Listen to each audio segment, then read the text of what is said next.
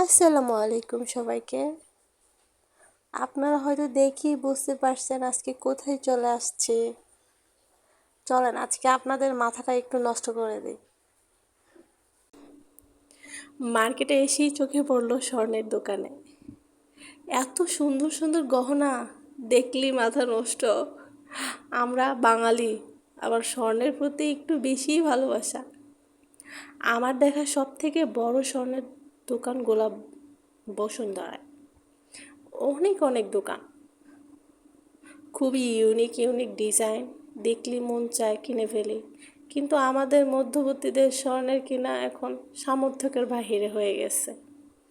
স্বর্ণের দাম শুধু দিন দিন বাড়তেই আছে, আবার মাঝে মাঝে একটু কমে লোভ দেখানোর জন্য।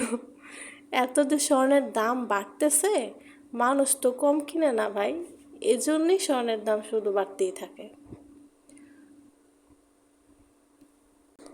আবরারও তার মনের আনন্দে ঘুরতে এসে আমিও তার সাথে সাথে ঘুরতেছি, আর ঘুরে ঘুরে দেখতেছি কত রকমের যে স্বর্ণ আছে। স্বর্ণের চামচ, স্বর্ণের জগ, কোনো কিছু বাকি নাই।